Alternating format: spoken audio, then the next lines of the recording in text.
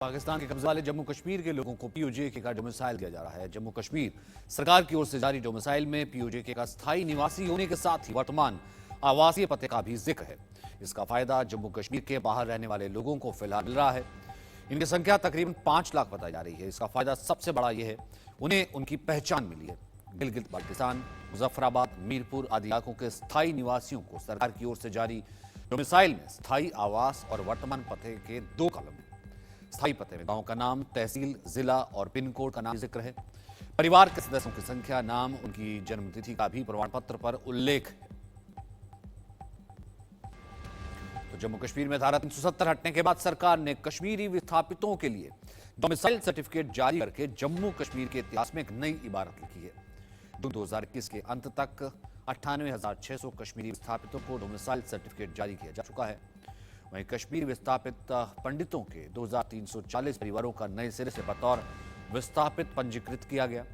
जम्मू कश्मीर से बाहर रह रहे गुलाम कश्मीर के 2,988 परिवारों को पंजीकृत किया गया और उन्हें डोमिसाइल सर्टिफिकेट दिए गए। इसे समझने के लिए आइए सबसे पहले समझ लेते हैं कि अब तक कितने लोगों को डोमिसाइल सर्टिफिकेट मिला है और इसकी पात्रता क्या है। डोमिसाइल सर्टिफिकेट के लिए पात्रता होनी क्या चाहिए, यानी कि क्या एलिजिबिलिटी होनी चाहिए, वो हम आपको बताते हैं। ये देखिए,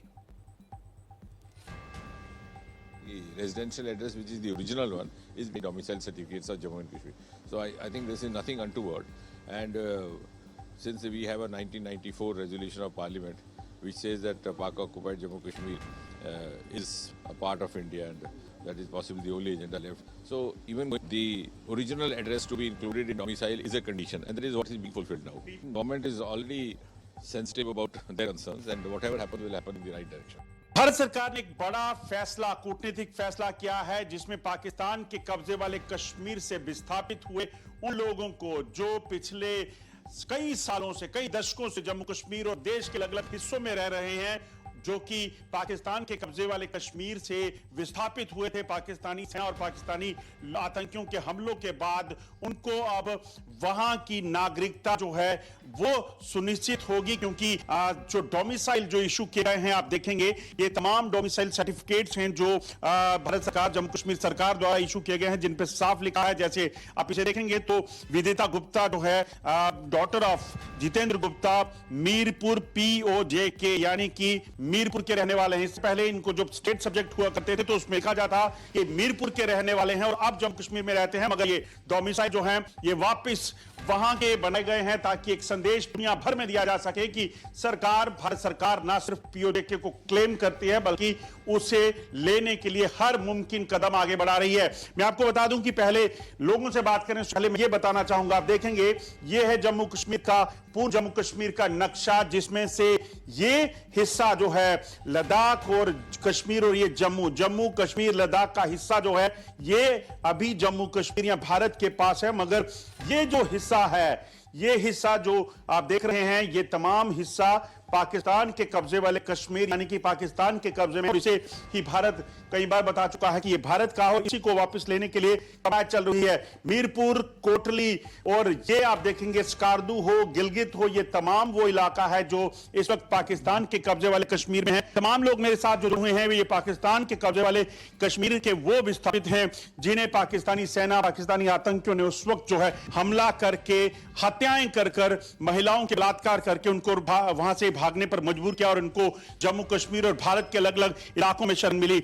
आप ये तमाम जो सर्टिफिकेट देख रहे हैं, 1-2 नहीं बल्कि लाखों की तादाद में ऐसे होंगे, क्योंकि 12 लाख के करीब जो विस्थापित हैं वो आज भारत के अलग अलग हिस्सों में रहते हैं, जो कहीं ना कहीं गुमनामी की जिंदगी जी रहे थे। मेरे साथ इस वक्त राजीव चुनी जी हैं। राजीव जी, कितना बड़ा कूटनीतिक फैसला, और पहले जब होता था उसमें क्या होता था और अब क्या बदलाव हुआ? देखें, पहले भी चूंकि ये जो स्टेट सब्जेक्ट का कानून है ये 1927 में आया, तो हमारा पलायन 47 में हुआ, तो हम तो पहले भी स्टेट सब्जेक्ट होल्डर थे, लेकिन उसमें जो है लिखा ये जाता था कि ये वहाँ के रहने वाले हैं और फिलहाल जम्मू रहते हैं। लेकिन उसके बाद धारा 370 और 35 से हटने के बाद जब स्टेट सब्जेक्ट कानून जो है वो अबालिश हो गया और उसकी जगह जो है वो डोमिसाइल ने ले ली, और अब इसमें जो अच्छी बात ये हो रही है कि जो तो जम्मू में रहते हैं उनको तो डोमिसाइल मिलना ही था क्योंकि उनका निवास यहाँ 75 सालों से भी अधिक है, लेकिन जो मेरे विस्थापित बाहर अन्य राज्यों में रहते थे उनका क्या होगा, उसके लिए हमने एक आग्रह किया था प्रधानमंत्री जी को, जो बात मान ली गई। क्या लगता है कितनी बड़ी जीत और कितनी बड़ी उम्मीद आप लोगों के लिए अपने इलाके अपने घरों में वापस जाने की? इसका ये है कि ऐसे अगर ये आगे भी करेंगे कुछ कोई फैसिलिटी देंगे तो फायदा है हमारा, हम वहाँ जा सकते हैं, हमारा इलाका वापस आ सकता है। अब इस चीज को समझिए कि क्यों ये बड़ा अहम और कूटनीतिक कदम इसे माना जा रहा है। एक मैं और आपको ये डोमिसाइल दिखाने की कोशिश करता हूं। अगर आप देखेंगे तो ये जो शख्स हैं ये इस वक्त मुंबई में रहते हैं, मगर इनका असल पता जो है वो मीरपुर। पहले क्या होता था मैं वो भी आपको बताने की कोशिश करता हूं। ये आप देखेंगे तो ये है वो स्टेट सब्जेक्ट जो पहले इशू हुआ करते थे।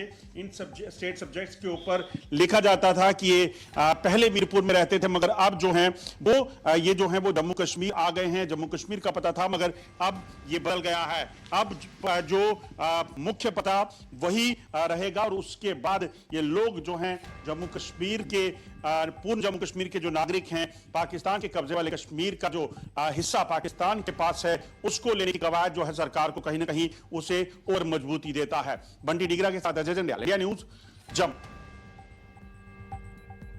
तो जम्मू कश्मीर में विस्थापितों के लिए सरकार ने पिछले साल एक योजना चलाई।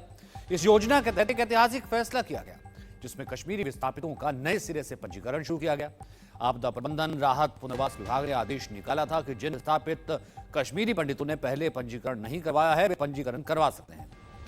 उनको कि अगर उनके नाम 1951 या 1988 की वोटर लिस्ट में है तो वो 1 नवंबर 1989 से पहले किसी स्वायत्त संस्थान में काम कर रहे हैं या उनकी साल 1944 से पहले या बाद में जम्मू कश्मीर में संपत्ति है तो वे ऑनलाइन आवेदन कर सकते हैं। तो कुल मिलाकर के एक बहुत बड़ी जीत है उन लोगों के लिए जो बहुत वक्त से विस्थापित थे लेकिन अपनी नागरिकता उनकी सिद्ध नहीं हो पा रही थी। अब डोमिसाइल उन्हें दिया गया है और ये पूरी दुनिया में ये बताता है कि अखंड कश्मीर जो है वो हमारा ही अंग है। वही आगे बढ़ते अमरनाथ यात्रा शुरू होने से पहले कश्मीर में सुरक्षा बलों को बड़ी कामयाबी मिली है। उत्तरी कश्मीर के कुपवाड़ा में मुठभेड़ के दौरान सुरक्षा बलों ने 5 आतंकियों को मार गिराया। एलओसी पर मुठभेड़ में मारे गए आतंकियों से भारी मात्रा में हथियार और गोला बारूद भी मिला है। सेना सूत्रों के मुताबिक बीती रात 5 आतंकी घुसपैठ कर इस पार दाखिल होने की कोशिश कर रहे थे। सीमा में आने पर आतंकियों को ललकारा गया तो उन्होंने फायरिंग शुरू कर दी। जवाबी कार्रवाई से एक एक करके 5 आतंकी मारे गए। आपको बता दें G20 के सफल आयोजन से आतंकी बौखला गए हैं और अब अमरनाथ यात्रा में खलल डालने के नापाक इरादों से घुसपैठ की कोशिश कर रहे हैं। खुफिया सूत्रों के मुताबिक आतंकी बाबा बर्फानी की अमरनाथ यात्रा के दौरान श्रद्धालुओं को निशाना बना सकते हैं। आतंकियों के नापाक मंसूबों को नापाक करने के लिए सुरक्षा बलों ने बाकायदा तैयारी कर ली है। तो ऑपरेशन बड़ी खबर आ रही है जिसमें सुरक्षा बलों ने भारतीय सेना और जम्मू कश्मीर पुलिस ने मिलकर पाकिस्तान से घुसपैठ कर रहे 5 आतंकियों को मार गिराया है, जिनके कब्जे से बड़ी मात्रा में हथियार और गोला बारूद बरामद हुए हैं।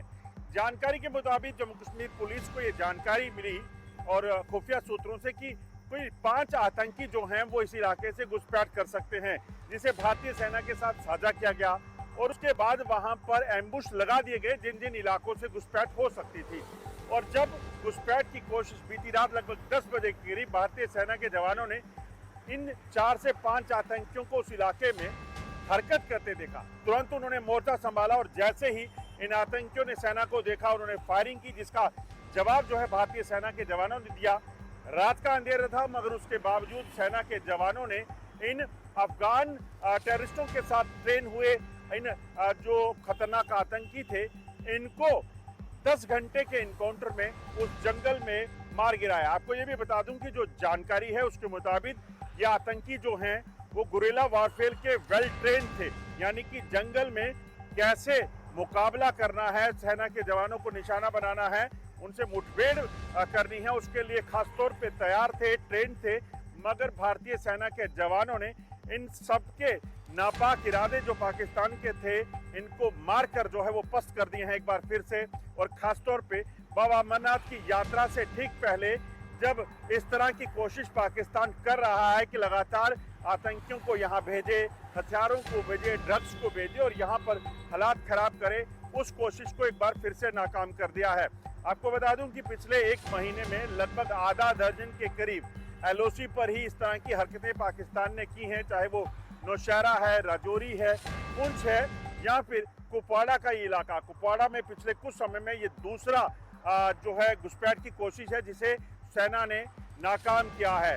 अब जो हथियार इनके कब्जे से मिले हैं इसमें night vision devices, AK-47 rifles, pistols, hand grenade और तमाम वो चीजें हैं जिसके तहत ये जम्मू कश्मीर में पहुंचकर किसी बड़े हमले को अंजाम देने की कोशिश कर सकते थे। एक आपको ये भी बात बता दूं कि जम्मू कश्मीर में जो मौजूद आतंकी हैं उनमें ज्यादातर टॉप कमांडर जो है वो मारे जा चुके हैं। इसीलिए पाकिस्तान की बौखलाहट है, पाकिस्तान चाहता है कि किसी भी तरीके से ज्यादा आतंकियों को जम्मू कश्मीर में भेज सके ताकि यहाँ पर हालात खराब किए जाएं और खासतौर पे अमरनाथ यात्रा से ठीक पहले, ताकि अमरनाथ यात्रा को निशाना बनाए और यहाँ पर लोगों का आपसी भाईचारा खराब किया जा सके। मगर सेना ने एक बार से फिर से पाकिस्तान के इन नापाक इरादों पर पानी फेर दिया है। मणि डीगरा के साथ अजय दयाल, इंडिया न्यूज, जम्मू। तो फिलहाल इसमें एक और बड़ा अपडेट आ रहा है। ये संख्या 7 हो चुकी है। जी हां, पहले 5 आतंकी थे। गुरिल्ला वॉर में एक्सपर्ट आतंकी कैसे छुपे हुए थे, लेकिन ऑपरेशन क्लीन में अब ये संख्या 7 हो चुकी है। चुन चुन कर, ढूंढ कर इन आतंकियों को मार गिराया गया है, उनके मुकाम 72 तक पहुंचा दिया गया है। यानी 7 आतंकी, इनकी संख्या 7 हो चुकी है। कुपवाड़ा मुठभेड़ में, कुपवाड़ा ऑपरेशन में ये एक बहुत बड़ी कामयाबी है, बहुत बड़ा अपडेट है। टोटल संख्या हो चुकी है 7।